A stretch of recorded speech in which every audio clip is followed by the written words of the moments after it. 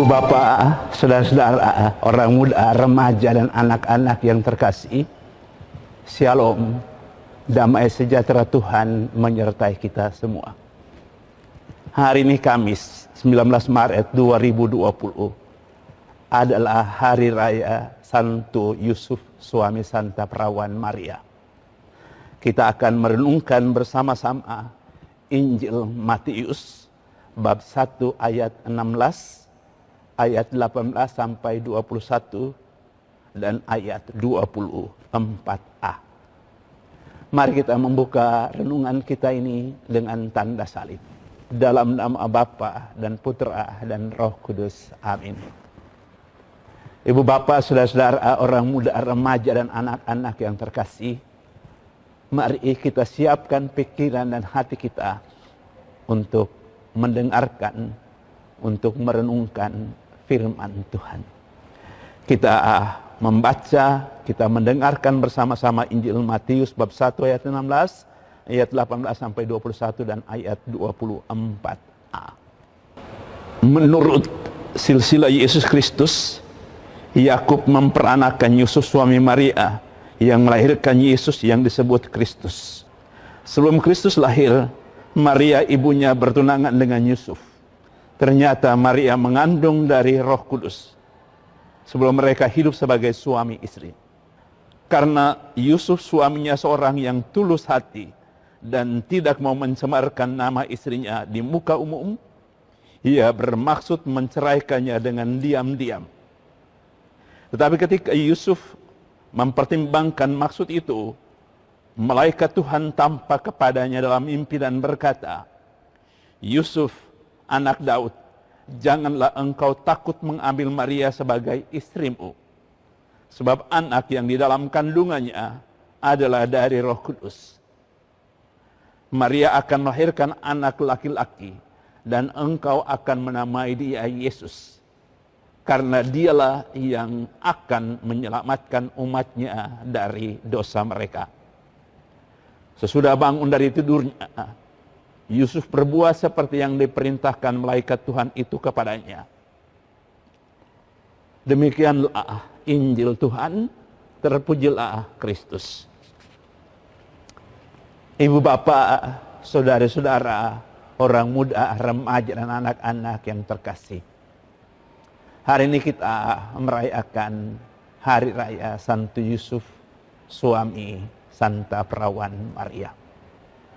Orang yang dalam Injil tidak banyak tampil, tapi dari sedikit kisah Injil tentang Santo Yusuf kita mendapati catatan tentang siapakah dia dalam sifat-sifatnya.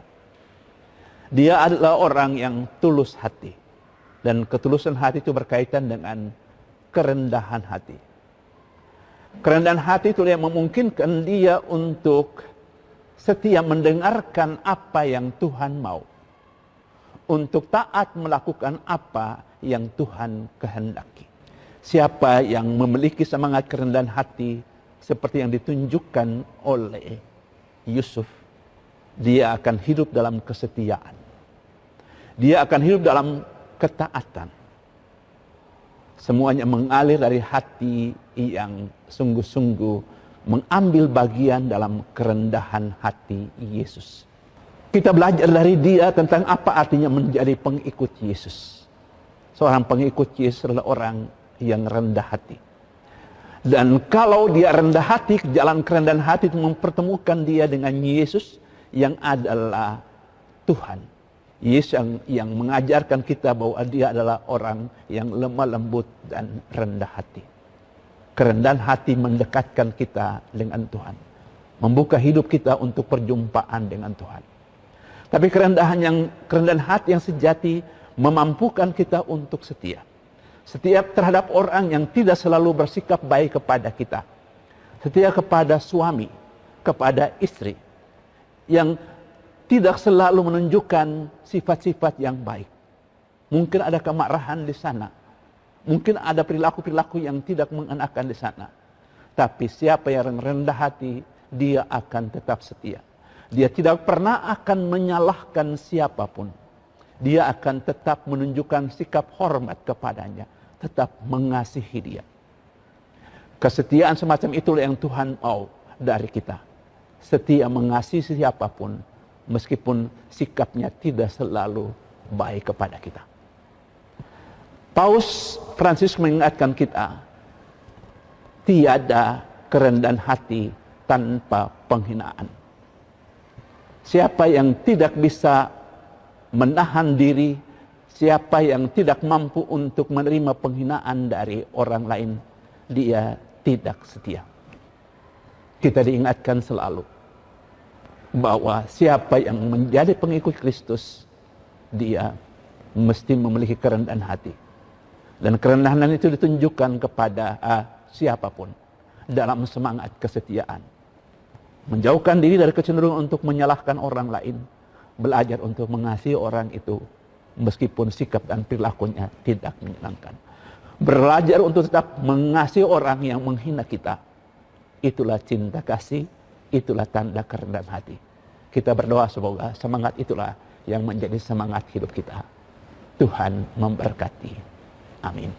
Dalam nama Bapa dan Putra dan Roh Kudus. Amin.